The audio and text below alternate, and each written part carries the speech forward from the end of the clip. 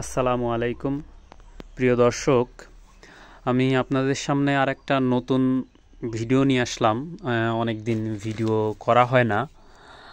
এখন থেকে নতুন প্রতিনিয়তই ভিডিও দেওয়ার চেষ্টা করব। তো একটা জিনিস আপনাদেরকে না জানালেই না, আমার খুব মনে হচ্ছিল যে আমার অনেক দর্শক ভাইয়েরা আছে, তাদেরকে অন্তত এইটা আমার জানানোর দরকার। আমি একটা নতুন একটা এয়ারফ্লো মেশিন ব্যবহার করছি আমাদের এলাকায়। আসলে এই যে দেখেন, এইভাবে চাঙে পেঁয়াজ রাখতে অভ্যস্ত। তো মোটামুটি সব জায়গায় চাঙেই রাখে, কিন্তু এবার পেঁয়াজ একটু বেশি রাখার কারণে আমি এই এয়ারফ্লো মেশিনটা ব্যবহার করছি।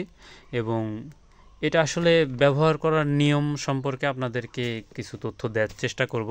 এটা আজকে থেকে আমি প্রায় 2 মাস রাখার বয়স হয়ে গেছে, 2 মাস আড়াই মাস হবে। তো এই মেশিন যাদের, এই কোম্পানি আমাদেরকে বলছিল যে এটা 10 ফিট বাই 10 ফিট একটা রুম হইতে হবে। আর মেশিনটা 6 ফিট, 6.5 ফিট মতো আছে।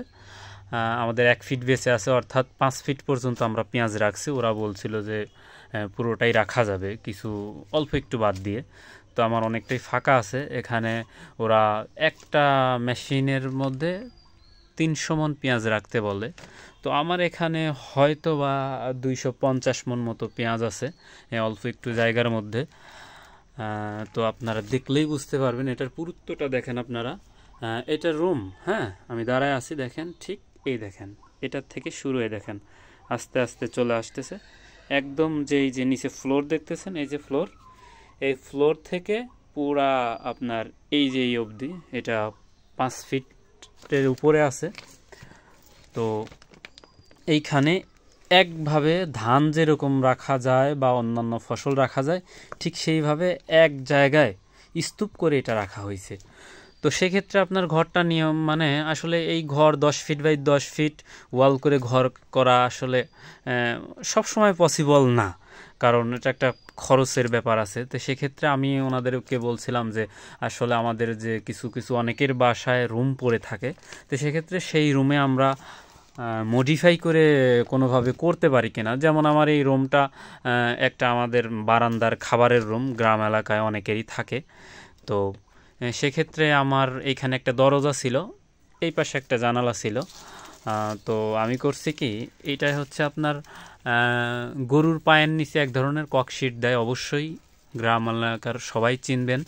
তো এই ককশিটটা একটু নরম কোয়ালিটির, কিন্তু অনেক মজবুত। তো আমি বাটাম, বাজার থেকে বাটাম নিয়ে এসে এই যে স্টিলের যে লোহা থাকে যেটা দেওয়ালে ঢোকে, সেই লোহা দিয়ে এটা চারপাশ আমি সুন্দর করে মেরে দিছি লাগায়া। সেম কাজটাও আমি জানালার সাইডে করছি। তার বাতাস, এর শর্ত হচ্ছে বাতাস বাইরে যেতে পারবে না, আর পেঁয়াজটা আর কি আটকে রাখতে হবে। তো এইটা একটা বড় বিষয় গেল, আমি এটা মডিফাই করে করছি। আর আমার রুমটা দেখেন, রুমটা ছিল হচ্ছে লম্বায় 12 ফিট, আর আরে হচ্ছে মনে করেন যে 7.5 ফিটের একটু বেশি, 8 ফিটও না। তো গড় পড়তে আমার কাছে একটু সমান মনে হয়েছে, অল্প একটু কম বেশি। এদিকে 2 ফিট কম আছে, কিন্তু এদিকে 2 ফিট বেশি আছে। আমি এইটা নিজে থেকে ওদের কাছে বলার পরে ওরা বলছিল যে ঠিক আছে, কোনো সমস্যা নেই। তো সেই নিয়মেই আমি রাখছি। আর সবচাইতে বড় কথা হচ্ছে যে আপনারা আপনাদের রুমে বা এইরকম একটা রুমে আপনারা আপনাদের মতো করে রাখতে পারেন, এটা আমার মনে হচ্ছে।